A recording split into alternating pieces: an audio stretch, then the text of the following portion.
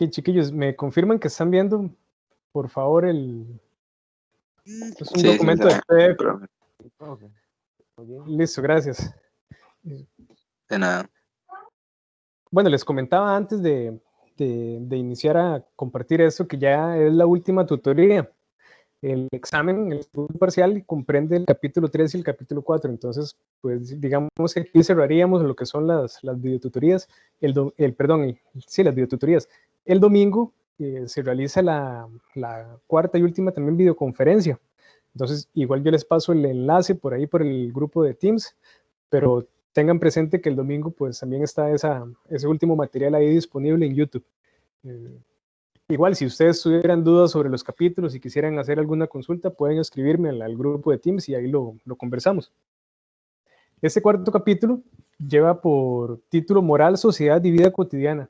Es un capítulo donde pues quizás se enfoca un poco menos como en las teorías de los filósofos, aunque también habla bastante de las teorías de los filósofos, pero está más como enfocado en el contexto social en el cual se desarrolla la moralidad.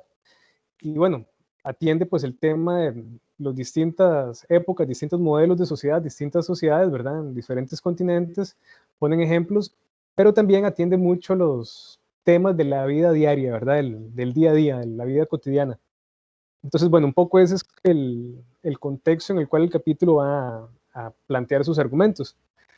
De entrada, pues lo que me gusta siempre es saludarlos, un poco lo que ya hicimos, ¿verdad? Saludar ahí, hacer un poco la bienvenida al curso, a la tutoría, y después, pues creo que lo mejor siempre es atender algunas dudas particulares que ustedes tengan. Entonces, estamos aquí en el punto 2, aclarando dudas que ustedes tengan sobre el capítulo, algo de manera general, no sé si tienen por ahí alguna inquietud, que quizás yo no la repase con el resumen, pero para que ustedes no se queden con la duda, pues es el momento.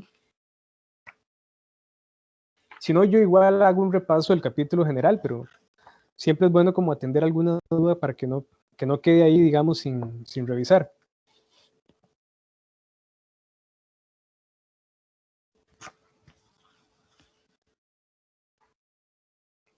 Profe, Dime. dice usted que esta es la última tutoría. Esta es la última, así es. Entonces, ¿qué? El capítulo 5 queda descartado, digamos, como para temas de examen y todo eso. Recordé que el Solo por capítulo 5 fue el conocimiento. que se utilizó para la tarea. Entonces, digamos que se cubrió con la asignación de la tarea. Pero para el examen entra capítulo 3 y capítulo 4. Ah, ok, cierto.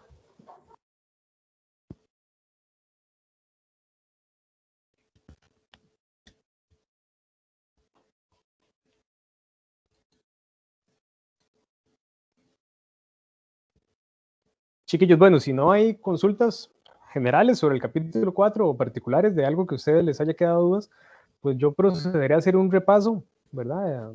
Un poco lo que hemos hecho en las otras tutorías, y al final también podemos atender otras consultas que quedaran por ahí, ¿verdad? Les decía, yo me baso en los temas que aparecen, que aparecen por evaluar en las indicaciones académicas del curso. Entonces, pues bueno, vamos a ir siguiendo un poco estos aspectos que nos solicitan, y el primer de ellos es si se debe ser moral, ¿verdad? Ese subtítulo, ese primer apartado del capítulo 4, ahí se nos pide referirnos a la obra bíblica, el Levítico. Es un libro de la Biblia, quizás algunos de ustedes lo conozcan, lo hayan leído. Y bueno, básicamente la explicación o el comentario que yo quiero hacer es que este capítulo, como les mencioné anteriormente, va a tratar de reflejar cómo la moralidad está presente en las sociedades, en los diferentes contextos culturales, y cómo nuestras acciones, aunque para nosotros no tengan nada de moral, no haya ningún problema, ninguna situación especial en nuestras acciones, puede que en otros contextos sí tengan ese carácter moral, ese carácter ético pues que nosotros no lo sentimos, no lo percibimos, pero otra costumbre, otra moralidad, otra sociedad sí lo sienta incluso mucho más cargado de moralidad que lo que nosotros percibimos.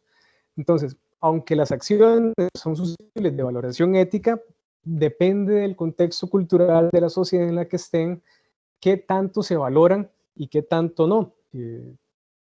Por ejemplo, el tema de la gastronomía, eso ya lo hemos conversado, algunas costumbres, algunas culturas con sus costumbres, por ejemplo, que no comen carne de res o no comen carne de cerdo, y esos son algunos de los ejemplos que aparecen en el libro del Levítico.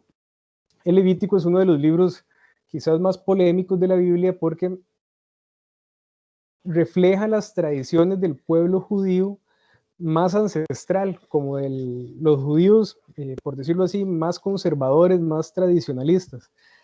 Y bueno, esas costumbres pertenecen a una época muy, muy atrás en la historia, ¿verdad?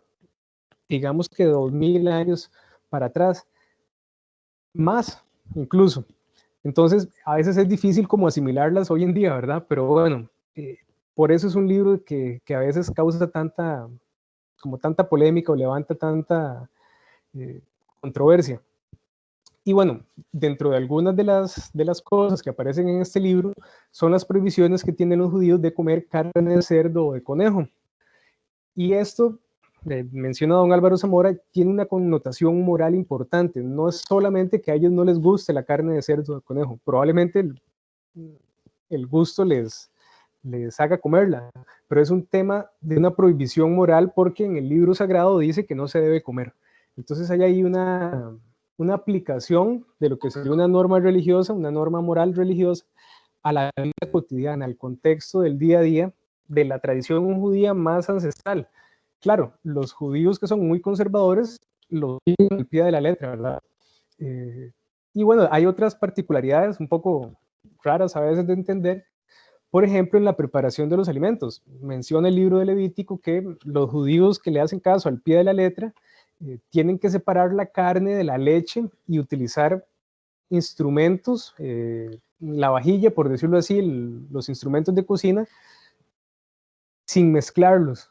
Es decir, la tabla que usted utiliza y los instrumentos que utiliza para procesar la carne, no los puede utilizar para procesar la leche y hacer cosas con leche. Imagínense lo complicado que eso es a la hora de cocinar, cuando usted está cocinando y haciendo algo ahí y agarra el mismo cuchillo con que partió un pedacito de carne en la mañana, lo usa para hacer otra cosa, ¿verdad? Y bueno, son cosas que a uno como costarricense pues le parecen un poco raras, ¿verdad? De esas culturas. Pero bueno, están arraigadas en una tradición religiosa, en un contexto moral religioso, que la gente se lo toma muy en serio. Los judíos que son ortodoxos, apegados al pie de la letra de la escritura, pues no rompen esas reglas, ¿verdad? Tienen ese compromiso. Y bueno, esos son algunos ejemplos. El Levítico tiene un montón pues, de frases ahí más polémicas sobre relaciones entre personas del mismo sexo y cosas por ahí.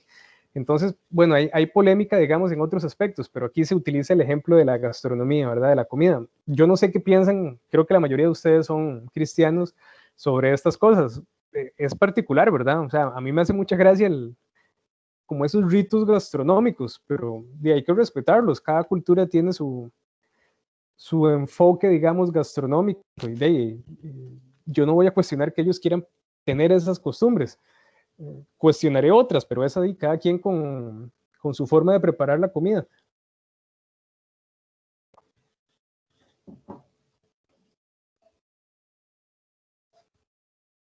¿Qué piensan ustedes, chiquillos? Profesor, como usted acaba de decir, bueno, en mi opinión respecta, hasta el libro lo decía, de que, por ejemplo, nosotros como católicos, si fuera el caso, tenemos la costumbre de en cuarentena, bueno, en cuaresma, perdón, hacer ayuno. Y me imagino que ellos en esa época eso no lo hacían. Es igual, me imagino que ellos, si se dieran en esa época, ellos dirían, ¿por qué ayuno? Eso no, nuestra moralidad no nos lo permite, pero para nuestra moral o para la de muchos católicos, el hacer ayuno no necesariamente tiene que ser de comer. Mucha gente cree que es el ayuno solo por comer. A veces deberíamos hacer ayuno en ciertas cosas que realmente en mí, en lo personal, el ayuno no se refiere solo a comida, sino en cierta parte, es algo que saber que es algo que a mí me gusta y que tengo que por lo menos dejarlo por un tiempo o por horas, sí, por ejemplo, o por toda la mañana o todo un día. Eso es lo que yo pienso. Sí, sí, totalmente de acuerdo.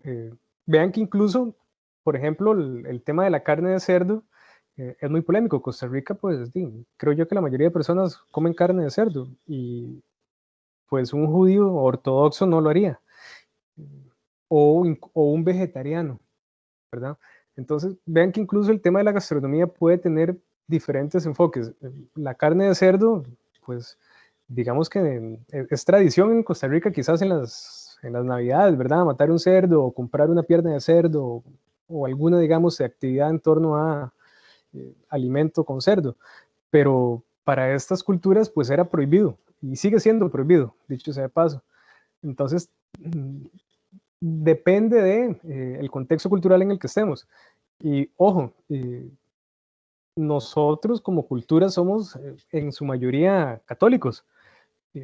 Pero bueno, los cristianos creo que tampoco tienen la prohibición de comer cerdo, pero el judío, que es como la raíz cultural del cristianismo, del catolicismo, sí.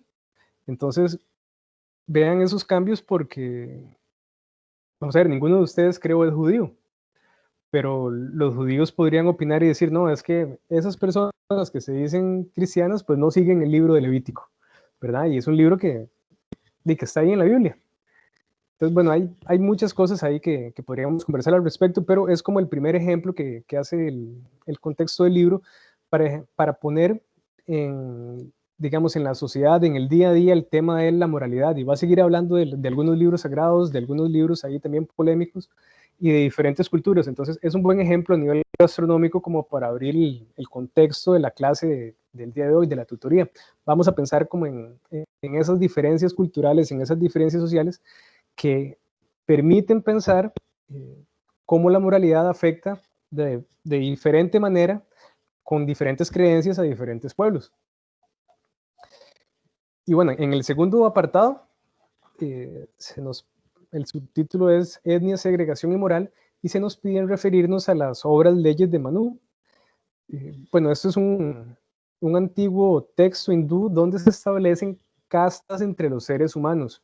La cultura hindú, india, pues también es ancestral, es milenaria, ¿verdad? Miles de años de existir, y durante muchísimo tiempo se organizó con este referente de las leyes de Manú, donde la sociedad estaba dividida por clases sociales, digámoslo así, ¿verdad? Por castas. Ellos le llaman castas, pero podemos pensarlas como clases sociales, donde en la primera clase social estaban los sacerdotes, los brahmanes.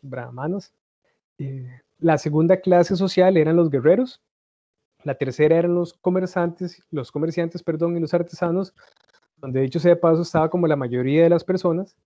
La cuarta es la clase de los esclavos, y digamos que esas son las 4 clases reconocidas oficialmente. Fuera de ese sistema y como algo inferior incluso a los esclavos, estaban los parias, los dalits, que son personas consideradas como lo más bajo de lo más bajo de lo más bajo. Un asunto, esa forma de organizar la sociedad, digamos que es propia del mundo antiguo. El mundo moderno, la sociedad moderna está basada en, por ejemplo, los derechos humanos. Y los derechos humanos pues no permiten esta forma de estratificación social, esta forma de organizar la sociedad así por castas y pensando en la característica de cada uno de ellos, es incompatible con una sociedad moderna. Eso viene del mundo antiguo.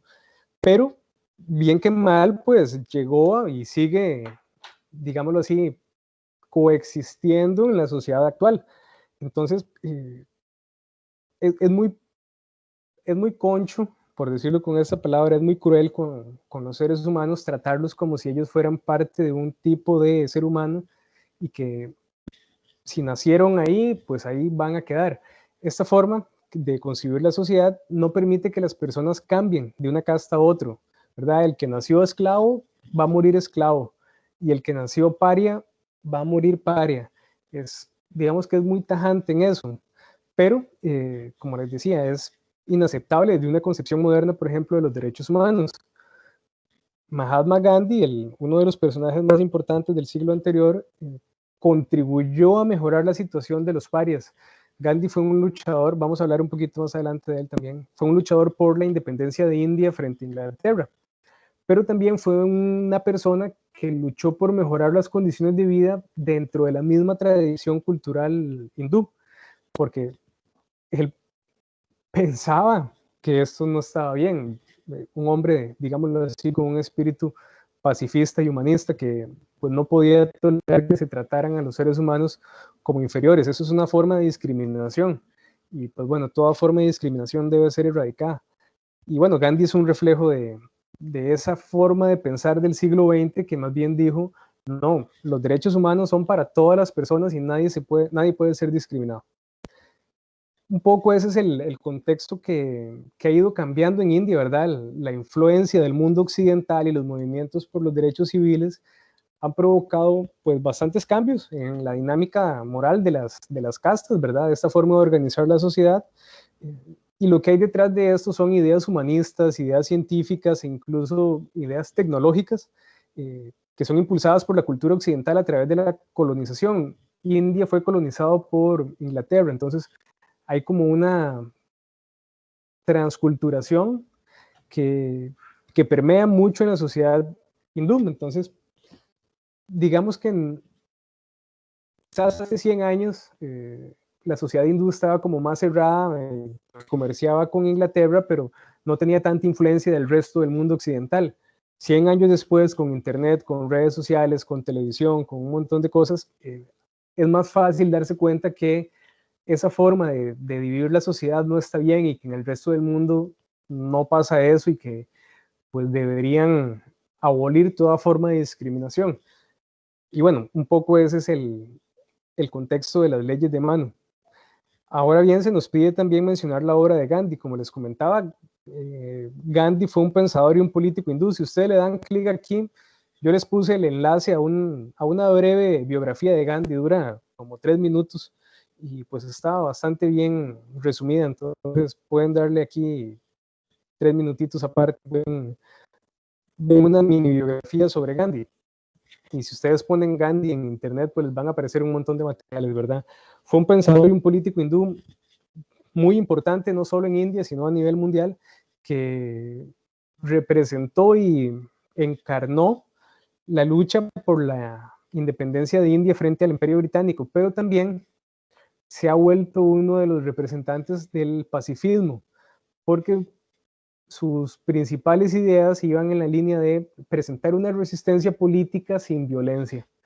Entonces, pues él, además de luchar por la independencia, luchó de manera pacífica. Y eso es quizás de las cosas más reconocidas a Gandhi. Curiosamente, nunca ganó el Premio Nobel de la Paz, siendo uno de los principales pacifistas del siglo pasado. Pero bueno, todo un personaje que creo yo, pues cualquier estudiante universitario debe tener alguna noción de quién fue este ser humano. Y sin idolatrarlo, sin, digámoslo así, tirarlo para arriba de manera gratuita, pues tuvo una gran importancia, así como Nelson Mandela en Sudáfrica y en la lucha por el apartheid. Gandhi también se vincula, digamos, a la lucha contra el apartheid, y bueno, son dos personajes quizás que se complementan en algún sentido porque ambos lucharon por la liberación de sus pueblos. Y bueno, lo dejo por acá. Gandhi, pues ahí pueden buscar más información, les recomiendo que saquen el ratito y vean la mini biografía por aquí. Y también se nos pide en este apartado caracterizar los elementos presentes en los preceptos budistas. Bueno, yo les había comentado en la clase anterior, la tutoría anterior, que los budistas tienen una concepción filosófica y cosmogónica particular, ¿verdad? Porque consideran que el deseo es la fuente de la tristeza y del malestar y de las frustraciones humanas. Entonces, para los budistas lo que hay que hacer es anular el deseo, ¿verdad? Bueno, pero eso ya no lo planteaba tanto el capítulo, sino que más bien nos planteaban preceptos más de orden práctico, del orden como del día a día, por decirlo así, no tanto la la reflexión existencial, filosófica, sino como las prácticas cotidianas, ¿verdad? Y bueno, entre ellas se resaltan estos 5 preceptos morales básicos, que son no matar ni dañar ningún ser vivo, no robar ni tomar lo que no nos corresponde, no practicar la sexualidad irresponsablemente, ¿verdad? Los monjes y las monjas practican el celibato, pero no quiere decir que haya que convertirse en monje budista para practicarlo, ¿verdad? Hay muchos budistas que no son monjes, por decirlo así. El cuarto sería no mentir ni hablar inapropiadamente. Y el quinto, no consumir alcohol ni drogas que disminuyan la claridad de conciencia. Entonces, estos son los 5 preceptos del mundo budista, de la concepción budista de la moralidad, que nos reseña la lectura. Entonces, por ahí, ustedes, pues bueno, pueden ver algunas similitudes entre el budismo y el cristianismo. En general, por ejemplo, estos 2 preceptos, no matar y no robar, están básicamente en todas las culturas. Ya la sexualidad es un poco variable, bueno, no mentir también es un tema muy, muy extendido en todas las culturas, entonces digamos que estos 3 son compartidos, pero bueno, el budismo es muy famoso, creo yo que es de las religiones con mayor miembros de simpatizantes a nivel mundial, y me atrevo a decir, sin números en la mano, que existen mucho más budistas que cristianos en el mundo, porque en Asia pues tienen muchísima historia, y bueno, digamos que son también una forma de religión, o una forma de religiosidad sin Dios, ¿verdad? Que es un asunto como raro, que a veces se comenta del budismo, que ellos no siguen como a una deidad, ¿verdad? No tienen como una forma, una figura creadora del universo, ¿verdad? Siguen los preceptos de Siddhartha Gautama, de Buda, pero Buda, digamos que es un iluminado, no es Dios. Entonces, bueno, por ahí es una de las cosas como más, creo yo, más famosas quizás del budismo, ¿verdad? Que se le llama una religión sin Dios, pero no es del todo una religiosidad tradicional, sino que es más una espiritualidad basada un poco en estas ideas, ¿verdad? Entre otras cosas, ¿verdad? Que tienen también sus libros y tienen su tradición ancestral, pero no tienen como esa figura creadora, como sí la tiene el cristianismo o el judaísmo, por ejemplo. O el hinduismo, que está todavía ahí geográficamente más cerquita. Chiquillos, no sé, hasta aquí alguna pregunta. Yo a veces sigo hablando y no sé si va quedando claro. Yo soy claro, profe. Ok, listo, gracias. El siguiente aspecto nos solicita caracterizar las figuras de 3 presbíteros, 3 sacerdotes. Juan Ginés de Sepúlveda, Fray Bartolomé de las Casas y Florencio del Castillo. Esto en el contexto de hablar sobre la tortura y otras iniquidades que, pues también, no es bonito hablar de eso, pero tampoco es válido saltárselo del todo, ¿verdad? Entonces, bueno, un poco aquí la explicación, yo creo que eso tal vez ustedes lo recuerden de alguna de las clases de estudios sociales, ¿verdad? Quizás. Juan Ginés de Sepúlveda fue un religioso católico que llegó a México poco después de la conquista y fue como el principal intelectual religioso que justificó la conquista, que, por decirlo así, puso, digámoslo, la cabeza para justificar la sumisión de los indígenas y todas las atrocidades que se cometieron durante la conquista y durante la colonia. Él tenía una concepción, digámoslo así, eurocéntrica. Para él, todo lo europeo y todo lo cristiano era superior a todo lo americano y lo aborigen, ¿verdad? Tenía una idea de que como Dios había nacido de aquel lado del mundo, ¿verdad? Y como el mundo que dominaba era el cristianismo europeo, en su versión católica, que esa era como la mejor versión intelectual del universo. Y pues bueno, bajo esos preceptos intelectuales, Juan Ginés del Sepúlveda justificó y aprobó y legitimó todas las atrocidades que se hicieron durante, les decía, la colonia y la conquista. Y bueno, él fue uno entre otros. Por ejemplo, Fray Bartolomé de las Casas, siendo también un religioso católico, estuvo en contra del pensamiento de Sepúlveda.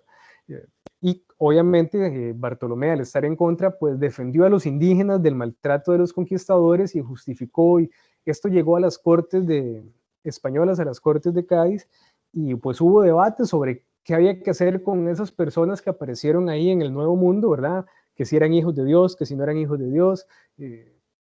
Curiosamente cuando llegan a América los conquistadores, el tabaco se desarrolla en América y los indígenas fumaban. Entonces, claro, cuando ven esos seres humanos fumando y botando humo por la boca, de hecho creo que es en el Levítico donde se menciona que los demonios arrojan humo por la boca. Entonces, claro, ¿verdad? Mucha de la fantasía, digamos, de los españoles conquistadores dijeron, esos no son seres humanos, son demonios. Y bueno, eso fue un debate religioso, filosófico, político, muy, muy extenso, duró años esas discusiones, duraron años, siglos, y pues todavía algunas personas piensan que los pueblos indígenas son inferiores, tristemente. Pero bueno, Fray Bartolomé de las Casas fue de los primeros intelectuales dentro incluso del catolicismo. Vean que dentro de las corrientes católicas habían personas que defendían y otras que estaban en contra de esto. Entonces, la diversidad, digámoslo así, estuvo volcada para el lado de Sepúlveda, ¿verdad? Pero bueno, siempre hubieron como voces que fueron un poco más sensatas. De igual manera pasó con Florencio del Castillo, que bueno, aquí es famoso en Costa Rica porque es costarricense, pero porque hay una autopista que se llama Florencio del Castillo, ¿verdad? Y etcétera, etcétera, ¿verdad? Aquí en Costa Rica, pues, varias infraestructura lleva su nombre. Y bueno, él abogó por la abolición de los repartimientos indígenas entre los colonizadores y condenó los abusos que los colonizadores realizaban con los indígenas. Entonces también es bastante famoso por la defensa que hizo de los pueblos indígenas. Entre otras cosas, ellos son famosos por eso, pero bueno, son personajes que aportaron en muchísimos otros campos, ¿verdad? Y bueno, eso es un poquito la caracterización de estas tres personas. Ahora un poco, como les comenté al inicio, el capítulo habla sobre la moral en algunos libros sagrados, en algunas ideas amarradas, por decirlo así, con documentos, con libros, ¿verdad? Y bueno, el más famoso quizás es la Biblia. Yo creo que es el libro que más veces se ha impreso en el mundo, en todas las casas casi que hay una Biblia. Y bueno, creo que la mayoría de los costarricenses ha leído alguna vez la Biblia o la ha escuchado, por lo menos de alguna persona. Y bueno, la Biblia es un reflejo de los intereses de varios pueblos, principalmente el pueblo judío, ¿verdad? Pero hay ahí todavía se mencionan muchas cosas de los egipcios, de los efesios, de un montón de otros pueblos que existían, obviamente desde una óptica más judía, pero no solo habla de los judíos, habla de la interacción de los judíos con el resto de los pueblos que existían, con los cuales los judíos se relacionaban, ¿verdad? Por ejemplo, los samaritanos y las metáforas de los buenos samaritanos, etc. Curiosamente, la metáfora del samaritano, perdón que me meta aquí brevemente en esto, el samaritano era como, por decirlo así, voy a poner una imagen quizás más xenofóbica, pero es para ejemplificar mejor. El samaritano era como el nicaragüense, era un poco excluido, ¿verdad? Era como mal visto dentro de la sociedad judía. Y Jesús aprovecha la imagen del samaritano para dar una clase de moralidad y para decir, vean, no juzguen a las personas por el lugar donde nacieron, juzguenlas por sus actos. Entonces, bueno, dejo ahí el comercial. Nada más es la idea de que la Biblia tiene más que solo el contexto del pueblo judío, ¿verdad? Nos dice más cosas. La Biblia es un documento que pues tiene una historia muy, muy, muy larga, ¿verdad? Muy compleja también, y de la cual existen muchísimas versiones.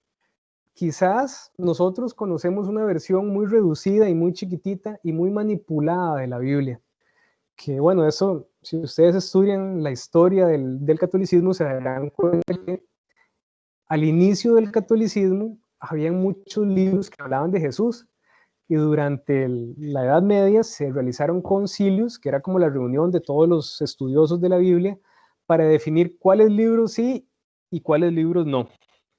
Entonces, no sé si ustedes han escuchado hablar de los evangelios apócrifos. Por una vez en la Biblia católica se habla solo de evangelios, pero existen muchos más, muchísimos.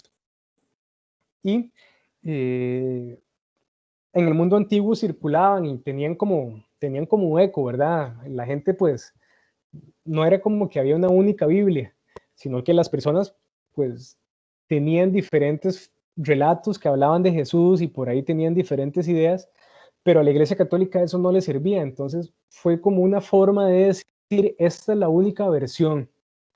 Y bueno, la Biblia, parte de su primera, digámoslo así, selección se hace en el Concilio de Trento, que eso es como en 1200 y algo. Y imagínense, hubo aproximadamente 1000 años que existía una cosa ahí como que no estaba definida. Y bueno, 800 años después tenemos una versión ya como más estatuida de lo que es la Biblia, pero existen un montón de cosas que quedaron fuera de esa Biblia católica. En la versión católica, la primera mujer que Dios crea es Eva, ¿verdad? El relato de Adán y Eva. Pero dentro de los relatos judíos, vamos a hablar un poquito más abajo, más adelante de las Biblias judías, de la Torá y del Talmud, parece que Dios creó antes a otra mujer que se llamaba Lilith. Entonces, bueno, las versiones van cambiando.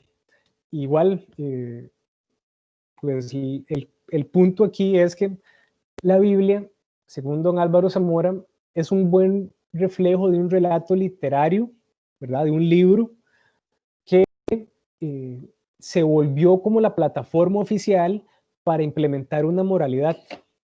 La moralidad, dígase, católica. Pero también existen como relato literario otras posibles lecturas. Imagínense que nosotros leemos el Quijote. Y bueno, yo leí el Quijote y agarré algo, ustedes leyeron el Quijote y agarraron otras cosas, y cada quien pues saca lo que más le caló de lectura. Un poco la Biblia ha sido ese ejercicio durante muchísimo tiempo, pero la iglesia se valió de un documento oficial para decir, esta es la versión, y el que esté en contra de esa versión, pues se las ve conmigo, cosa que pues tristemente le costó la vida a muchas personas. Y bueno, un poco eso es lo que sigue a continuación cuando se nos pide referirnos a la obra Malleus Maleficarum. Eso es un libro que en español se traduce o se conoce como El Martillo de las Brujas, que fue promovido en el siglo XV por la Iglesia Católica y en el cual se ejemplificaban muchísimas de las prácticas de lo que se llamaban o de lo que se conoció como brujería, ¿verdad? Entonces, digamos, el donde se identificaba quién andaba haciendo brujería, claro, el punto es que era brujería todo aquello que no estuviera en la Biblia, todo aquello que no estuviera acorde a lo que la religión católica decía que debía pasar. Entonces, bueno, es considerado un ejemplo de crueldad que utilizó la Iglesia Católica para promover castigos a todos aquellos que le llevaban la contraria. Y principalmente se ensaña contra las mujeres, ¿verdad? En la cacería de brujas, digamos que también cazaban brujos, pero había como digámoslo así, un machismo muy marcado, porque se entendía como que las mujeres eran, cito textualmente aquí el libro, las principales adictas a la superstición maligna. Y aquí no crean que yo comparto esto, nada más alejado de esto, pues me parece que no tiene ningún fundamento, pero sí hubo como un entendimiento de las mujeres, ¿verdad? Como si las mujeres fueran, un poco por el relato bíblico de que la mujer fue la que llevó a Adán al pecado y toda esa cosa, que las mujeres eran como malas por naturaleza, ¿verdad? Y que corrompían al ser humano. Esta idea obviamente es una tontera, pero bueno, este documento se utilizó mucho como para perseguir a las brujas, por decirlo así. Y fue, como les decía, el que ocasionó que muchas personas perdieran la vida en una hoguera, ¿verdad? Quemados de una forma pues muy dolorosa de morir. Y también, interesante, se utilizó para desviar la atención de la sociedad, de una sociedad empobrecida que vivía con muchas carencias, para desviar su atención de los aspectos políticos y la mejora, digamos así, por la sociedad civil, porque básicamente la acción fue adelante. Profe, es que como que se le corta. Se corta. Sí, Hijo, puchica. A todos les pasa, chiquillos, o algunos sí me escuchan bien. Sí, por rato se le corta mucho, profe. Sí, eso por rato yo lo estaba a escucho, punto de profe, decir. por rato lo escucho así como cortadito. Bueno, voy a pasarme el lugar a la pura parte del router a ver si mejora algo. Me dicen si por aquí se escucha mejor. Sí, ahí se escucha mejor. Sí, ahí se escucha mejor. Igual también puede ser el clima que interfiere. Ok, denme un segundo nada más para traerme el cargador de la compu, ya regreso. Tranquilo.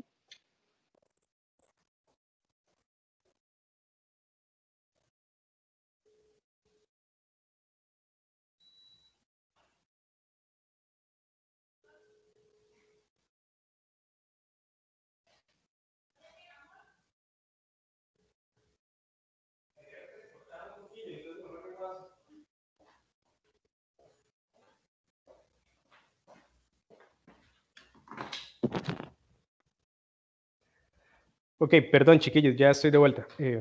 ¿Me escuchan bien? Ahora sí. Sí. Sí, profesor. Listo, gracias. Bueno, cualquier cosa que el video por aquello de que alguna parte no la hayan escuchado ahí como con total claridad. Y vamos a ver dónde quedamos. Sí, bueno, nada más retomo brevemente el punto. Les decía que también fue como una cortina de humo el tema de la brujería y pues este documento como principal herramienta como para desviar la atención de las personas de las demandas sociales y meterles miedo, perdón, contra la brujería y contra todo este tema de llevarle la contraria a la iglesia, ¿verdad? Era un asunto de control político también. Y marca mucho la moralidad. Piensen, por ejemplo, por poner algo como más naturalista, que las personas que quizás estaban tratando de hacer medicinas con hierbas naturales o cosas así, pues fueran tachadas de brujería.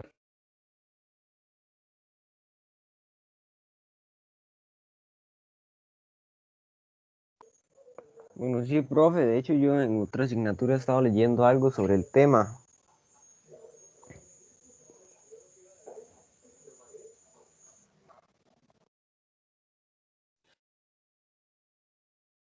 Ok, el apartado 6 pues nos pide referirnos a la Torá y el Talmud. Estos son dos documentos que conforman lo que podríamos llamar la Biblia hebrea, las Biblias judías, ¿verdad? Que como les comentaba antes, tienen otra información que la Biblia cristiana no tiene. Y esto, igual que la Biblia marcó mucho en el cristianismo, estos dos documentos marcan muchísimo la vida cultural del mundo judío. ¿Okay? Es una descripción, don Álvaro Zamora también las marca de descripción literaria, que representan una prescripción moral o muchas prescripciones morales, ¿verdad? Entonces aquí es el tema de cómo un libro nos hace seguirlo para vivir en el día a día, ¿ok? Y bueno, aquí se mezcla no solo la moralidad, sino que se mezcla la moralidad, la religión, es como una forma de política social también, donde están las obligaciones en diversos ámbitos, no solo en el religioso, sino también en el hogar, en la escuela, en diferentes ámbitos. Y bueno, un poco esto en sintonía con el catolicismo y con otras religiones, lo que hay detrás de estos intereses de un libro o de esas tradiciones culturales es que las personas actúen en armonía con el deseo de la divinidad, ¿verdad? Que traten de acoplarse a lo que Dios espera que las personas realicen. Entonces, ese es como el contexto que hay detrás del Talmud y de la Torá, pero también detrás de otros libros sagrados. Ahora, pues aparece un contexto de la moralidad también, no solo en libros sagrados, sino en libros eróticos, llamémoslos así. La lectura mencionaba El arte de amar, de Ovidio, que es un libro del mundo latino, del mundo romano, pero nos pide referirnos al Kama Sutra, que es muy famoso, creo, popularmente, ¿verdad? Es un libro, pues, conocido, creo yo, en la cultura popular por su contenido erótico y sexual, ¿verdad? Que es una parte muy importante, fundamental en la vida de los seres humanos, y en eso, pues, digamos que el libro es un buen manual para seducir, para cortejar, para usar afrodisíacos, ¿verdad? Y pues tiene también ahí todo un asunto de poses sexuales y toda esa cosa, que es quizás como lo más morboso como que se ha resaltado del libro, ¿verdad? Como que es simplemente un manual de posiciones sexuales. El libro es mucho más que eso. Presenta la sexualidad no solo como un asunto mecánico, sino que es un tema místico, integral, de cómo el ser humano, por decirlo así, se integra con el universo a través de la sexualidad. Y pues bueno, es un libro que también marca mucho la moralidad adecuada para vivir, ¿verdad? No solo para entablar relaciones coitales sexuales, sino para vivir en el día a día. Entonces no es solo un libro sobre sexo, sino es un libro sobre cómo vivir la vida y el sexo como una parte de la vida. Y bueno, esa es básicamente su importancia. Presenta la sexualidad como algo más que simplemente el acto mecánico, ¿verdad? De tener un coito, pero eso no es que esté mal, no lo sataniza, como sí lo hacen otras prácticas religiosas o otros libros, sino que más bien dicen, eso es muy importante y es parte de la plenitud de la vida humana. Entonces, tiene como ese contexto un poco más placentero, ¿verdad? No le huye al placer, sino que dice, sepa hacerlo bien, sepa llevar el placer bien y que no se convierte en una perversión y ese tipo de cosas. Pero bueno, el libro creo yo que, como les decía al inicio, es muy famoso por el tema más morboso, pero no se queden con esa parte morbosa, sino que vean también como un libro de moralidad humana, más allá de lo sexual, ¿verdad? El siguiente apartado, pues nos pide referirnos a una de las páginas más negras quizás de la Iglesia Católica, ¿verdad? De la historia de la humanidad, que es esta cosa que se llamó el Index Librorum Prohibitorum, el índice de los libros prohibidos. Y bueno, fue un listado que realizó la Iglesia Católica donde se agregaban todos los libros que estaban prohibidos para leer a los católicos. Todos los libros que debían desaparecer del mundo, por decirlo de esta manera. Y bueno, es básicamente una forma en que se centralizó el poder político de la Iglesia, ¿verdad? Y se eliminó, digámoslo así, otras versiones sobre Jesús y sobre la religión. Entonces, esto fue muy triste porque perdimos muchísima información sobre otras versiones de Jesús, sobre otras versiones del conocimiento. Y bueno, lamentablemente, pues duró muchísimo tiempo. Duró desde la Edad Media desde el siglo XV, perdón, hasta ya casi que entrado el siglo XX. Del siglo XX. Y pues bueno, cosas que surgieron paralelas a esto fue el catecismo, que pues la mayoría de católicos pues asisten al catecismo, ¿verdad? Y diferentes juramentos y procedimientos internos que hay digamos, al interno de la iglesia, pues están basadas un poco también como en ese contexto del índice.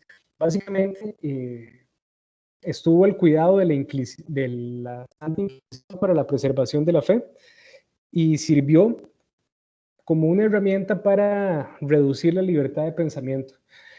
Y bueno, eso ayudó, digamos, en el ámbito político a consolidar un régimen político católico que era intratable, ¿verdad? El que le llevaba la contraria a la Iglesia Católica, pues se la veía con la hoguera. Y pues bueno, eso fue realmente nefasto para la humanidad. Y bueno, en ese índice se incluyeron libros de muchísimos filósofos, de muchísimas personas, quizás de los más famosos, Galileo, Descartes, Copérnico, entre otros. Es decir, ahí se metían no solo libros que hablaban de Dios, sino libros también que hablaban de la ciencia. Y bueno, eso, imagínense que llegó hasta su última edición, se realizó en 1948. Y la iglesia no sacaba los libros de Galileo del índice, sino hasta 1989, cuando la iglesia pide disculpas por lo que le hicieron a Galileo. Pero bueno, ahora digamos que con el uso de internet es muy fácil conseguir libros que estaban ahí. En la antigüedad no era tan así. Y bueno, la iglesia se encargaba de recoger esos libros, de quemarlos, de quitárselos a la gente. Hoy en día no lo puede hacer porque la sociedad ha cambiado. Pero durante mucho tiempo la iglesia nos decía qué leer y qué no leer también. Cosa terrible para los que les gusta leer. Y bueno, el siguiente apartado nos permite hablar un poquito más sobre los aspectos del grupo maniqueo, o lo que se conoce como el maniqueísmo, el grupo religioso formado por Mani. El maniqueísmo es una de las corrientes morales más antiguas de la humanidad y fue un grupo religioso del mundo antiguo que se basó en la idea de que todo en la realidad está basado en dos principios eternos, igualmente poderosos, que luchan entre sí: la luz y la oscuridad, el bien y el mal, ¿verdad? Esa idea no es propia del catolicismo, no es propia del judaísmo, sino que viene de mucho más atrás, y el maniqueísmo es quizás la primera religión que establece como esa dualidad, ¿verdad? Eso de que está lo bueno y lo malo, ¿verdad? La luz y la oscuridad, aquellas religiones, digamos, donde todo es blanco o negro, ¿verdad? Usted está del lado de los buenos o del lado de los malos, por decirlo así. Y bueno, el calificativo de maniqueo se utiliza para referirse a personas que piensan que solo existe lo bueno y lo malo, ¿verdad? Sin matices, no hay ninguna escala de grises, todo es o blanco o negro. Y pues bueno, un poco eso es a lo que hace referencia ese grupo religioso. A continuación, pues se nos pide hablar un poco de la literatura, la fantasía y la moralidad. Bueno, y para eso se nos pide caracterizar la perspectiva de Bruno Bettelheim. Este es un autor que lo que plantea es que existe un vínculo entre la literatura, ¿verdad? Y todos los simbolismos que presenta la literatura, ¿verdad? Y todas las metáforas, y todas las ideas que aparecen en la literatura, tiene un vínculo con la realidad y con cómo el desarrollo de los niños se va llevando hacia adelante.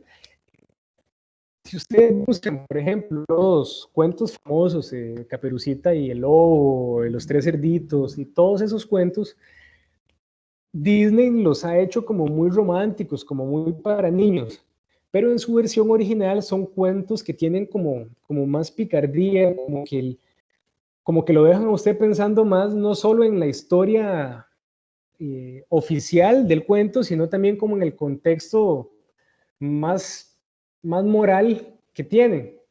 Y bueno, pueden revisar los cuentos de los hermanos Grimm, y todos esos cuentos son más oscuros y tienen como un contexto como más, a veces más macabro, a veces más cruel, a veces más sexual. Pero bueno, el punto es que Disney los ha hecho como muy rosaditos, ¿verdad? Muy bonitos. Y eso no quiere decir que yo esté en contra de Disney, cada quien verá las fábulas y leerá lo que quiera. Pero este señor Bruno Bettelheim plantea que existe un vínculo entre la literatura, entre esos cuentos, digámoslo así, o diferentes enfoques literarios, y la vida cotidiana. Y bueno, esos cuentos pasan mucho por los símbolos que se utilizan en la literatura o en los cuentos, ¿verdad? Y bueno, como les decía, el autor analiza un cuento que pues no es tan famoso, creo yo, pero es un cuento de un genio, el genio Zar, que para este autor refleja mucho el desarrollo de la conciencia infantil. Esto es una historia donde bueno, don Álvaro Zamora la cuenta un poco de manera más extensa, yo hice aquí un mini resumen. Básicamente es un genio que queda encerrado en una botella y recién encerrado en la botella el genio dice, bueno, si alguien me libera yo le doy riquezas y está esperando que alguien lo libere. Pero bueno, conforme pasa el tiempo, él dice, no, y nadie me viene a liberar, entonces dice, no, no, ahora ya no solo le voy a dar riqueza, le voy a conceder 3 deseos al que me libere. Pero igual, pasa mucho tiempo y nadie lo libera. Entonces, como pasó tanto tiempo, al final el genio se enojó y dijo, no, no, el que me libere lo voy a matar. Cosa muy rara, ¿verdad? Después de darle riquezas o deseos, se enoja y quiere matar al que lo libere. Este autor, Bruno Bettelheim, lo que plantea es que un cuento como estos refleja el desarrollo en parte de la conciencia infantil, en tanto que para una persona adulta, el hecho de que alguien libere a un prisionero, uno podría decir, bueno, entre más tiempo yo estuve encerrado, y si alguien me libera, más bien le agradezco muchísimo más porque me liberó. Pero él dice, bueno, es que el genio tiene alma de niño. Y como niño más bien entra en una frustración cuando nadie lo libera y entonces se enoja. En vez de alegrarse cuando alguien lo libera, está enojado. Y él pone un ejemplo real de un niño que los papás lo dejaron con la niñera un par de semanas y el niño se enojó con los papás cuando ellos regresaron. Y bueno, el punto es que él entonces hace ese vínculo entre cómo una historia, parte de la literatura, un cuento, puede reflejar también aspectos de la vida cotidiana, de cómo la moralidad, de cómo la forma en que los seres humanos se comportan, también tiene un parecido con la literatura. Es decir, no están tan separadas, no es como que sea todo inventado en la literatura, sino que las metáforas literarias, las ideas literarias pueden decirnos algo sobre nuestra realidad como seres morales. Y bueno, ese es un poco el ejemplo que se cuenta sobre este autor. Pero de manera general, eso lo podemos pensar en muchas obras de literatura. Dígase, por ejemplo, El Quijote o Hamlet o alguna de esas obras clásicas que uno dice, sí, aprendí más con esa lectura, con ese libro, que con las clases de ética que me daba el profesor Rodolfo, ¿verdad? O con las videotutorías. A veces hay libros que uno como que le muestran más cosas de manera ficcional o en la ficción, ¿verdad? En un libro que a veces, bueno, eso por acá, los invito a que sean lectores. En los libros encontramos muchas más lecciones de ética a veces que en las obras de filosofía. Y bueno, nada más como para cerrar un poco con esta idea, la literatura y los cuentos son elementos culturales que permiten transmitir mensajes didácticos, pero también mensajes emocionales a los niños y, como les decía, que están cargados de componentes morales, reflexivos, para que los niños se familiaricen con estos temas y fomenten así su conciencia moral. Es bueno que los niños lean cuentos, que lean pues, libros como de mayor complejidad para que ellos vayan desarrollando también su conciencia moral, ¿verdad?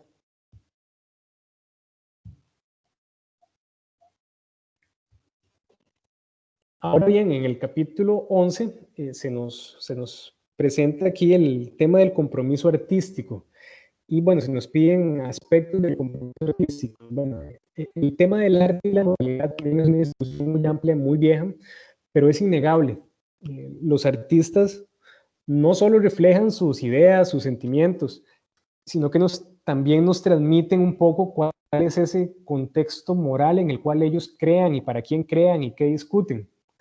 Y bueno, el ser humano ha creado arte milenariamente, ¿verdad? Desde hace muchísimo tiempo.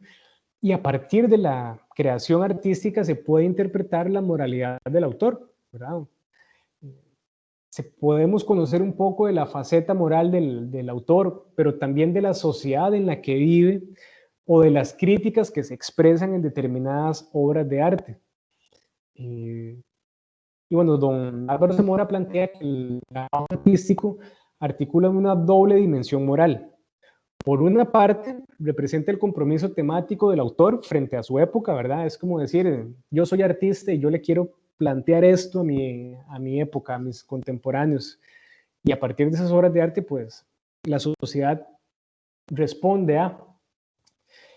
Por otra parte, les decía, también refleja el hecho de que el arte ocupa un lugar en la división social del trabajo. El arte es parte de todas las sociedades y todas las sociedades tienen sus artistas. Entonces, no podemos como pensar que no es necesario o que no hay que invertir en arte. Hay que hacerlo.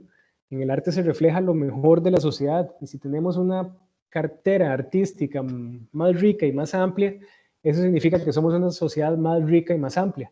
Y bueno, el tema es que no a todas las personas les gusta el mismo arte, estamos de acuerdo, pero eso refleja los gustos culturales que tenemos, ¿verdad? Si ustedes dicen, profesor, a mí me gusta la pintura de tal pintor, bueno, excelente. A mí me gustan las pinturas de Paco Zúñiga, maravillosas pinturas. Me gustan las obras de Leda Astorga. Leda Astorga es una señora, una artista nacional que pinta, que esculpe personas gorditas, como la que está frente a Valdí en Fortuna. Esa la hizo Leda Astorga. Hay muchas en Costa Rica. O las esculturas de Jiménez de Heredia. Bueno, les guste el que les guste, pues mucho del apoyo y del referéndum que se le da a nuestros artistas, pues es un reflejo de la sociedad en la que vivimos, ¿verdad? Y bueno, también dice mucho de los gustos que tenemos en la sociedad. Por ejemplo, ¿verdad? Ahora, para nadie es un secreto que el reggaetón es uno de los fenómenos musicales que más genera ganancias. A mucha gente le encanta, ¿verdad? Un día veía un reportaje que a Cristiano Ronaldo y a Keylor Navas les gusta mucho el reggaetón. Hey, está bien que a ellos les guste, yo no tengo problema que les guste, pero eso dice mucho de la sociedad en la que vivimos, ¿verdad? Algunas personas no les gusta el reggaetón, a algunas personas les gustan las rancheras, a algunas personas les gusta el rock and roll, a algunas les gusta el reggae, en fin, ¿verdad? Los gustos son muy variados en la sociedad, pero el tema del mundo artístico también es un tema mucho de denuncia política. Por ejemplo, no sé, hay un Guernica que la pinta porque durante el contexto de la Guerra Civil Española bombardearon una que quedó devastada. Pueden buscar. Y es que es de las más famosas pinturas de porque fue como un reclamo del artista ante la sociedad. Es como decir, ¿pero qué están haciendo? ¿Verdad? Entonces, bueno, eso es parte, digamos, del compromiso de los artistas. Los artistas son beligerantes políticos, ¿verdad? Los buenos artistas casi siempre son polémicos a nivel político, que tienen ideas como contra el sistema, ¿verdad? Y bueno, ustedes pueden buscar ahí artistas de artistas. Ok, el tratado nos habla ya de la vida cotidiana y la moral, y bueno, nos pide hacer como un repaso general, ¿verdad?, de la lectura. Y bueno, el tema de la vida cotidiana es súper importante porque es la vida. Es decir, nosotros vivimos nuestra vida en la cotidianidad, en el día a día. Y a veces eso del día a día hace que cosas que no están bien las terminemos aceptando porque es muy común, ¿verdad? Entonces, la cotidianidad como que a veces nos vuelve invisibles a las injusticias, nos vuelve invisibles a las cosas que no están bien, porque se vuelve como parte de nuestro día a día, de nuestra existencia. Entonces, a veces se nos complica buscar esas estructuras sociales y cuál es ese tejido social que está detrás de lo que pasa en el día a día, porque los filósofos dicen que lo tenemos tan cerca que no lo vemos, ¿verdad? Es como cuando uno tiene el teléfono así pegado en la nariz, uno no ve. Hay que ponerlo un poquito más lejos pues como para poder entrarle, para poder leer. Si ustedes tienen el teléfono pegado en la nariz, no pueden usar el teléfono, no pueden verlo. Y pasa un poco como con la vida, ¿verdad? Las cosas que tenemos así pegadas en la nariz todos los días, en el día a día, a veces se vuelven muy difíciles de entender, sean muy cercanas. Es una cosa muy rara de los seres humanos. Pero bueno, en el día a día entonces encontramos muchas estructuras sociales que con un poquito más de distancia percibimos y vemos que quizás no son moralmente viables. Y bueno, parte de lo que critica don Álvaro Zamora es que en el día a día nos venden mucha propaganda consumista. A cada rato, desde que uno prende la tele para ver las noticias en la mañana, desde que escucha radio, desde que está, no sé, andando en autobús y pasa ahí y ve un montón de anuncios. Los seres humanos en la sociedad contemporánea están bombardeados de propaganda. Dígase anuncios, dígase afiches, dígase el marketplace de Facebook, dígase todas las plataformas que nos venden cosas.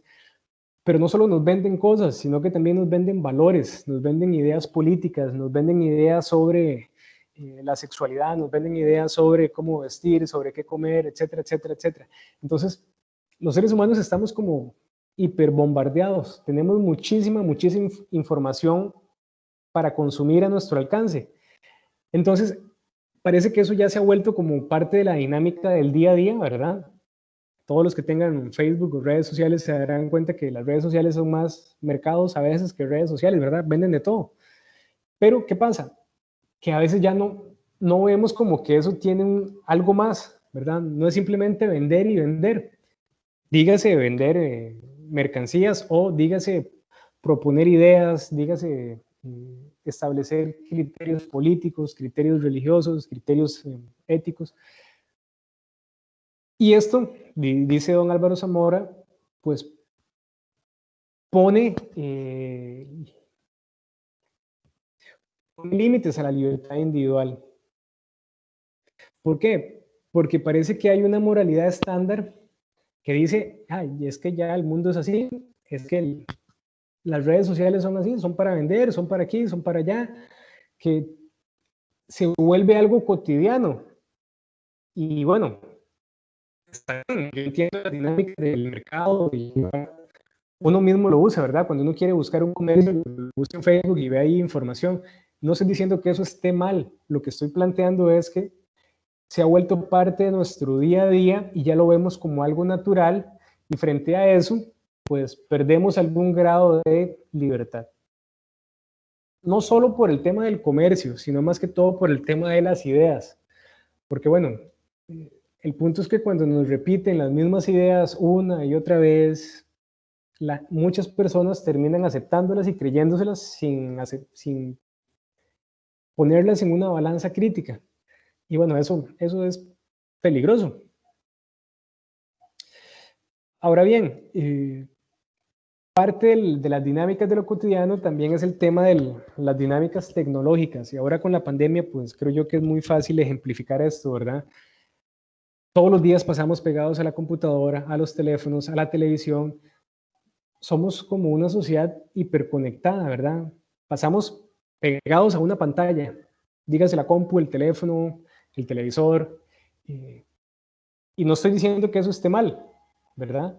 Pero bueno, hay que pensar que eso no es lo único que hay en la vida, ¿verdad? La sociedad es más que ver una pantalla, ¿verdad? Bueno, y ahora porque estamos en temas de confinamiento, pero qué rico que es ir a caminar a un lugar sin ver el teléfono, sin ver un televisor, sin ver la computadora, ¿verdad? Como que entrar digamos, en sintonía con la naturaleza. Pero bueno, el día a día, más ahora en la dinámica fruto de la pandemia, pues pasamos pegados a pantallas. Yo me levanto 7 de la mañana que empiezo a trabajar y son las 10 de la noche y estoy viendo una pantalla todo el día. Es muy cansado, de hecho me compro gotas para los ojos porque y es muy cansado porque pasa uno realmente todo el día frente a una pantalla. No estoy diciendo que esté mal, nos permite trabajar, nos permite hacer clases, etcétera, pero se ha vuelto ya cotidiano. No dejemos que eso, no creamos que el mundo se reduce a estar detrás de una pantalla. Ahora bien, el apartado 13 habla de un efecto de arrastre. ¿Qué es eso de un efecto de arrastre? Bueno, básicamente son como esos fenómenos masivos que nos arrastran. Un profesor nos decía comportamiento inercial, ¿verdad? Yo voy donde va la mayoría, ¿verdad? Como si la mayoría me arrastrara a seguir un patrón de comportamiento. Y bueno, básicamente el punto es ese, ¿verdad? estamos tan bombardeados para consumir, para X o Y forma de pensamiento, que terminamos siendo arrastrados por ese bombardeo. La idea de don Álvaro Zamora es que como seres modernos, como seres con raciocinio, con ética, podamos ponerlo en freno y decir, no, o sea, yo no voy a ir ahí solo porque la mayoría de personas va ahí. Yo no tengo que comprar tal producto solo porque la mayoría de las personas lo compran, que a veces pasa como con los iPhone o algunos productillos, ¿verdad? Que son como muy deseados, la gente se vuelve loca por tener un artefacto.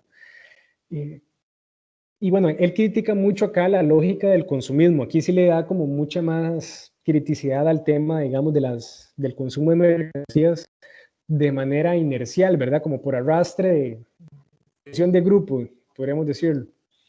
Pero el tema del arrastre no solo es para hablar de las mercancías o de la lógica de consumo de productos, sino también para las formas de pensamiento, para las formas de pensar a nivel social, ¿ok?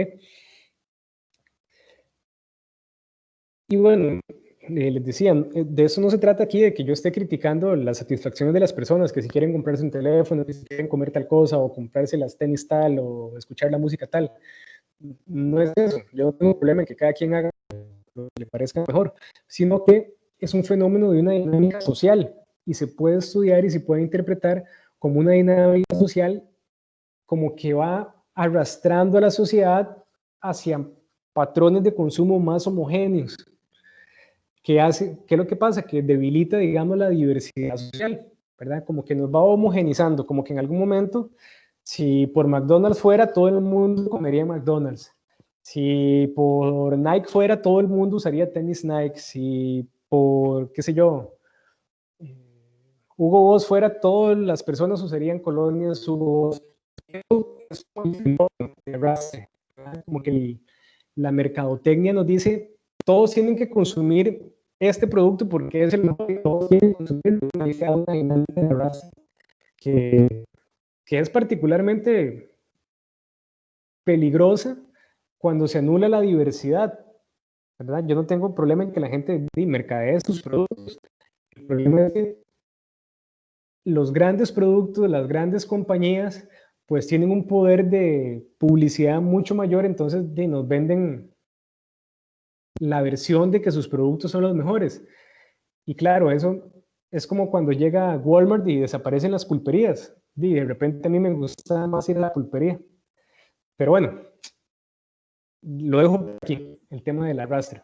No sé si hasta aquí, chiquillos, alguna pregunta, si me expliqué bien con esto del arrastre, que puede ser un poquillo enredado.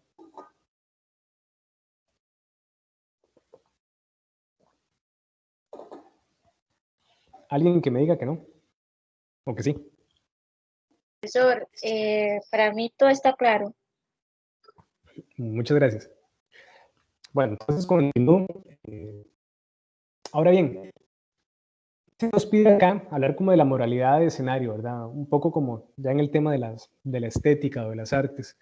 Y lo que se nos pide es reconocer el papel de la estética en cuanto sirve a la reificación del capital. La palabrilla es un poco rara, lo que nos está diciendo es que la estética, que es la rama de la filosofía que se encarga del gusto, es decir, como el tema del gusto, de la apreciación artística, nos está diciendo por qué eso de la apreciación artística sirve para justificar y fundamentar el capital, digámoslo así, el dinero.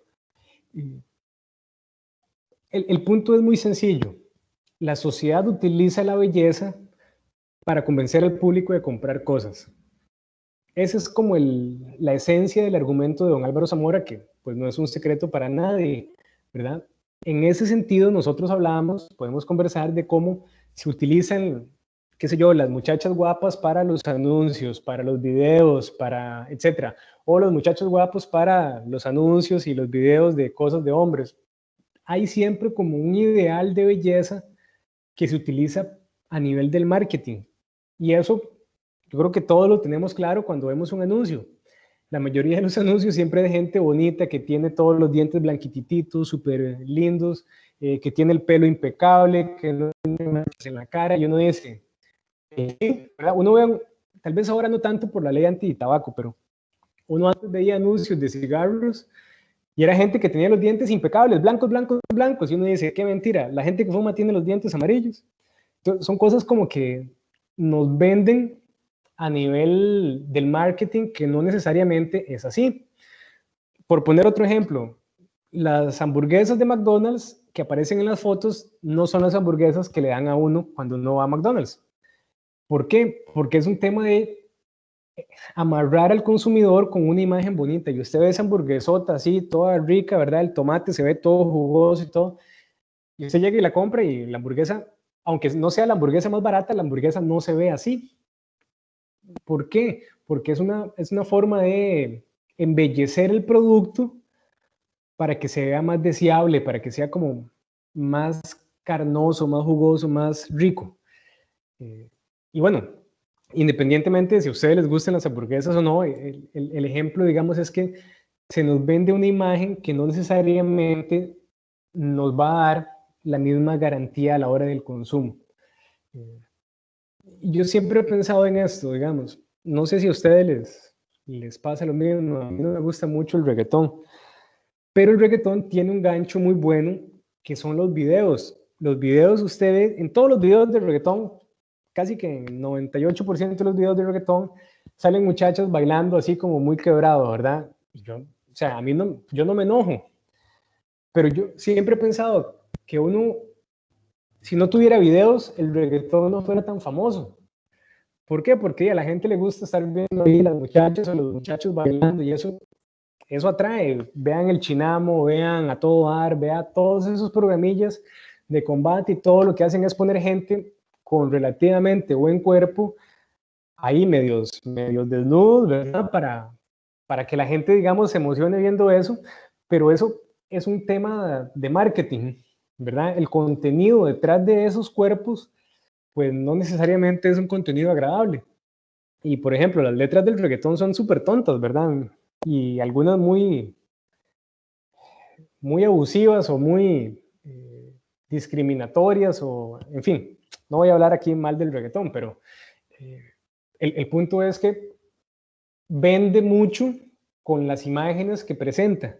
¿Okay? Y bueno, esto por plantearlo con el tema del reggaetón, pero pasa en todo, ¿verdad? En los anuncios de televisión que comentábamos, en las redes sociales. Y a veces es curioso cuando ponen imágenes como de personas normales para el marketing. A veces es como interesante, pero es muy poco común, ¿verdad? Por ejemplo, yo un día de esos vi a un maniquí, que era como un maniquí de un hombre que tenía pancilla, ¿verdad? Entonces, si ustedes ven los maniquíes de hombres, siempre son así como los chavalos, ¿verdad? Como bien musculosos, pero ese era como una persona de, qué sé yo, normal, con su pancita, ¿verdad? Entonces decía, era como un meme que decía como un maniquí realista, una cosa así. Y uno decía, hey, pues sí, ¿verdad? Los hombres muchos tienen una pancita ahí. Y bueno, pero esos son pocos, ¿verdad? La mayoría siempre son como el chavalo ahí todo fortachón, ¿verdad? Con cuadritos y full músculos. Y las muchachas igual, ¿verdad? Muchachas sin una gota de grasa ahí, con el pelo impecable, y uno dice, qué bonitas se ven, qué bonita le queda la ropa o lo que esté vendiendo, pero no todas las personas son así.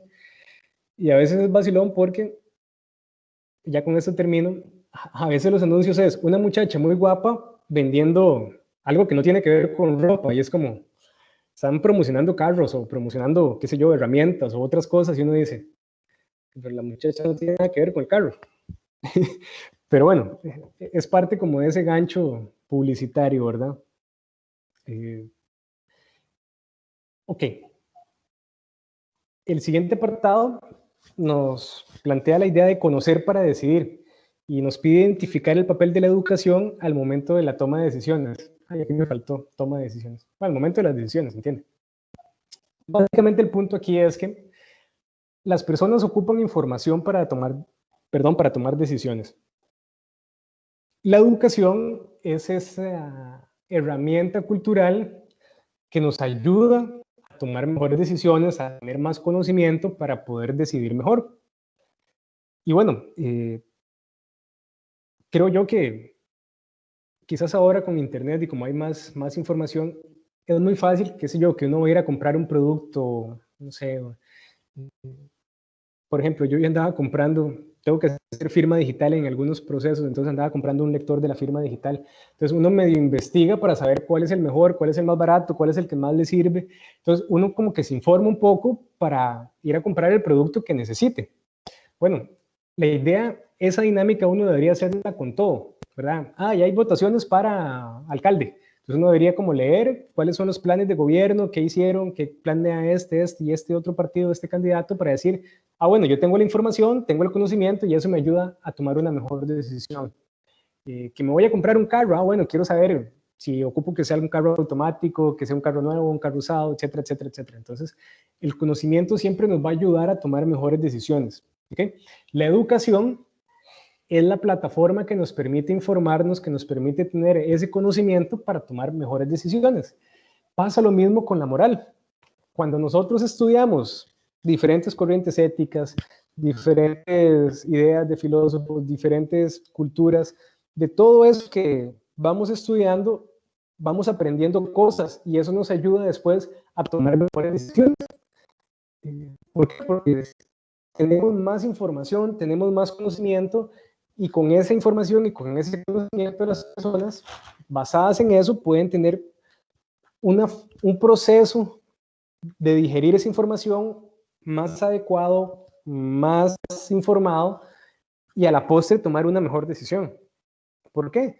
Porque tenemos más elementos, ¿verdad? Ese es el punto. Conocer más significa poder decidir mejor también. Voy a poner aquí una metáfora médica. Un médico puede ser el mejor médico de su generación y salió graduado con 100 de la universidad y es el primer día que está atendiendo en consulta y digamos que es muy bueno, fue muy bueno como estudiante, pero la experiencia que tiene como profesional está empezando. Quizás un médico que no fue tan bueno como estudiante, pero que tiene 20 años de trabajar, pueda tener con su experiencia un mayor conocimiento de algunas cosas que lo ayuden en su práctica profesional. Lo que quiero plantear es, el conocimiento no solo viene de los libros, no solo viene de estudiar en la universidad, sino que viene de la experiencia, viene de otros aspectos, que también eso nos ayuda a tomar decisiones, ¿verdad? Como dice el dicho, más sabe el diablo por viejo que por diablo. Entonces, la idea es que conocer cosas a veces cuesta tiempo, hay que tener experiencias. Y bueno, eso hace que uno también tome mejores decisiones, la experiencia. En el apartado que sigue, chiquillos, se habla de pseudociencias y de moral cotidiana. ¿Qué son las pseudociencias? Las pseudociencias son formas de conocimiento que pues no son científicas, pero que quieren tener la misma validez que la ciencia. Entonces, son como un engaño porque no son válidas, ¿verdad? No tienen una justificación racional, científica válida, sino que pues engañan un poco a las personas como por ese ancho a veces de decirle algo bonito, decirle algo como relacionado con sus gustos. Por ejemplo, la astrología y el horóscopo, ¿verdad? Yo espero que ustedes no le hagan caso al horóscopo, pero el horóscopo, digamos que no tiene ninguna base científica, ¿verdad? Yo leo el horóscopo hoy, leo el horóscopo mañana y no se cumple. Claro, a veces ponen cosas muy generales que uno dice, sí, mira, eso pegó, pero eso no tiene ninguna validez, digamos, como forma de conocimiento, ¿verdad? O la adivinación, ¿verdad? La gente que ve periódicos anuncios en el periódico que dice que un brujo en Barrio Cuba cura el mal de amor y esas cosas. De eso hay que sospechar y yo pues los invito a que no caigan en eso porque es una estafa, ¿verdad? Sino porque a veces a mí me hace gracia que estos adivinos y estas gentes nunca pegan la lotería, ¿verdad? Es como dice, usted es un adivino, debería saber como qué número va a caer, ¿no? Y no lo son, ¿verdad? Entonces es un poco... Es un truco, ¿verdad? Para sacarle plata a la gente. Y bueno, son formas de engañar a la gente basadas en un supuesto conocimiento, perdón, aquí el de ASO, de la numerología o de otras técnicas que no garantizan la efectividad, ¿verdad? Porque su conocimiento no funciona. Si usted le dice a un químico que le haga una reacción química, el químico la hace y la reacción funciona. Si usted le dice a una de esas personas que le haga algún tema, probablemente no funcione, ¿verdad? Hay muchos casos que son de esas personas lo que hacen es llevarse a hablar a las personas, a los clientes, y los sugestionan. Entonces, es como decir que yo les digo a ustedes, chiquillos, si ustedes hacen ejercicio, van a bajar de peso, pero tienen que pagarme porque yo estoy haciendo una oración para que ustedes bajen de peso, pero también tienen que hacer ejercicio porque es parte de la oración. Sí, claro, probablemente ustedes vayan a bajar de peso, pero por el ejercicio que están haciendo, no por la brujería que yo esté haciendo. Entonces es como es un tema a veces más de gente que se deja influenciar por estafadores que se valen de algún pseudo conocimiento para hacerlo. Don Álvaro Zamora aquí pone una cosa que me pareció muy curiosa, que es el Feng Shui, que es como una forma, no sé si ustedes han escuchado, como de armonizar el orden de la casa, ¿verdad? Y que la casa, qué sé yo, ¿verdad? Que las puertas tienen que ver para tal lado y que no se puede poner un espejo en tal lado. Y esas cosas son muy vacilonas.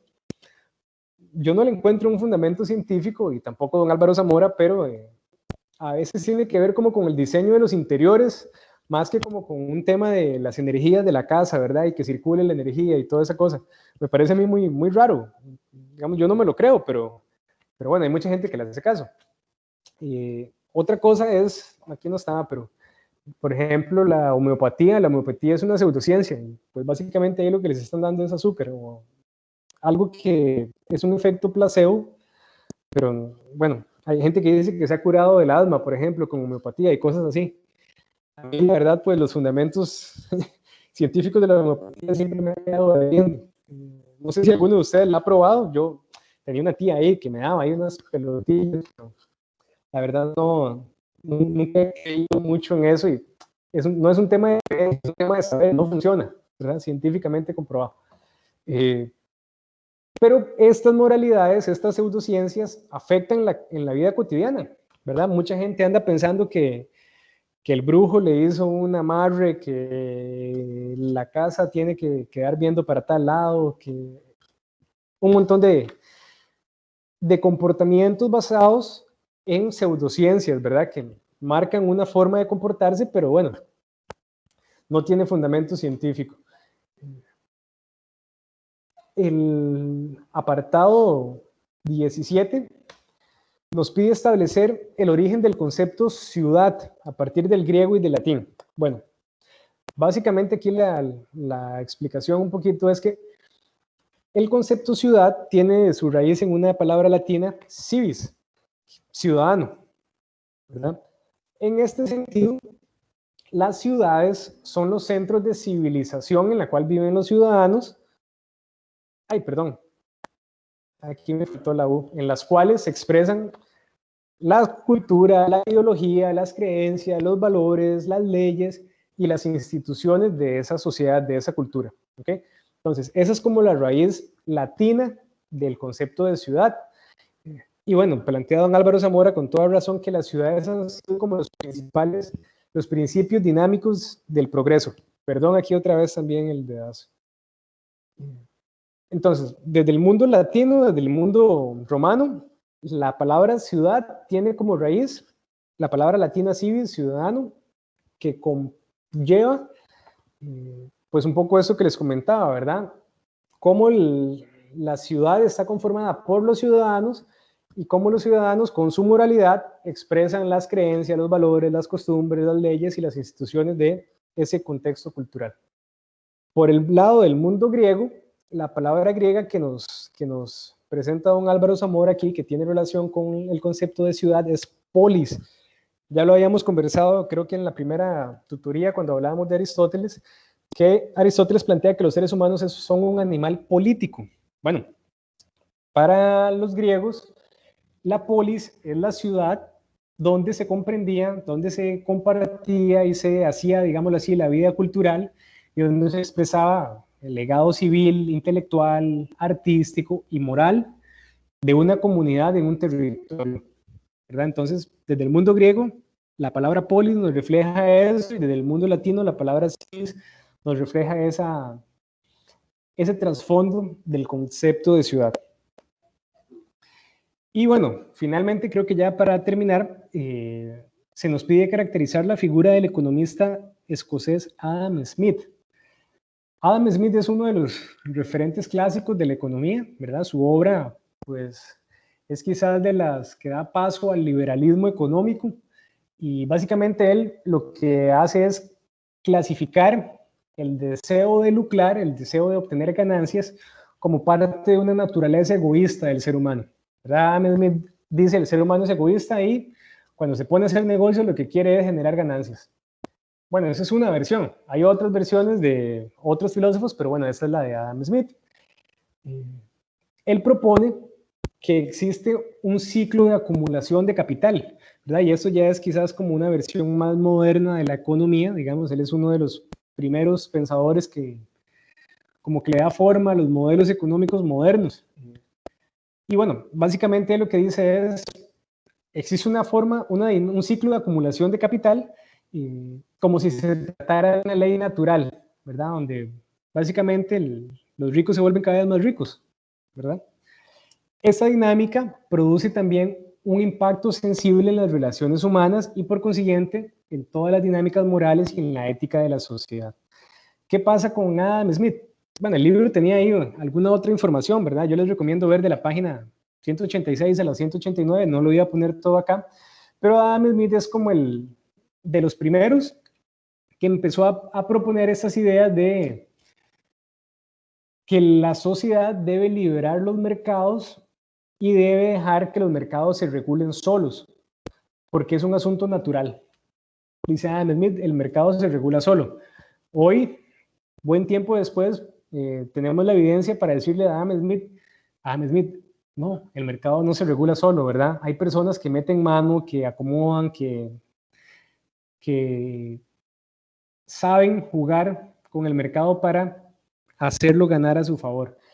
De hecho, Adam Smith tiene una imagen pues particular, él habla de la mano de Dios, dice que el mercado se regula solo y que bueno, que es la mano de Dios la que lo regula, pero esa es una imagen religiosa dentro de un contexto económico y, en fin, el punto es que es uno de los principales pioneros en el liberalismo económico y eso tiene un impacto en las acciones que se han tomado después de él.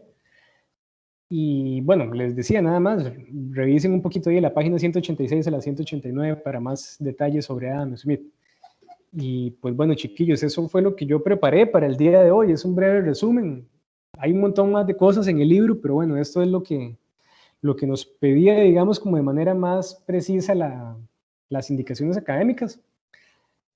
Digamos que ese fue el repaso, no sé si ahorita les surgió alguna pregunta, alguna duda. Con mucho gusto, pues, les ayudo a aclarar algunas cosas que hayan quedado ahí poco claras.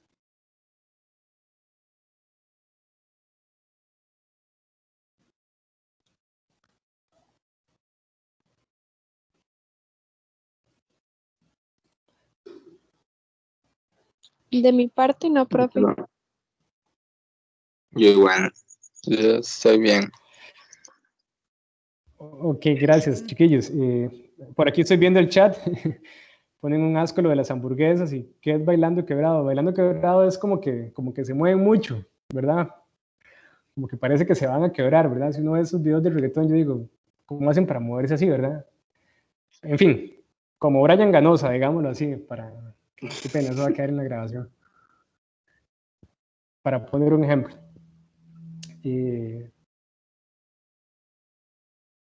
Chiquillos, de mi parte, pues, eso sería lo que tenía para compartir con ustedes el día de hoy.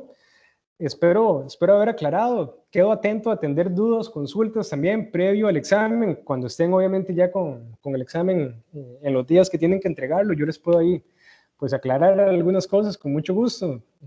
Pues también un gusto escucharlos, por lo menos a distancia, y desearles muchos éxitos en el curso y en los demás cursos, en el semestre, en la vida, y pues que ustedes y sus familias estén muy bien en todo este contexto de la pandemia, ¿verdad?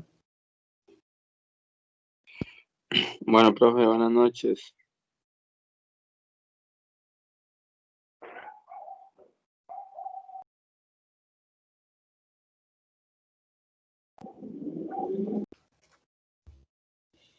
Buenas noches, con mucho gusto. Estaba dejando de compartir, entonces siempre como que se pega ahí un poquillo.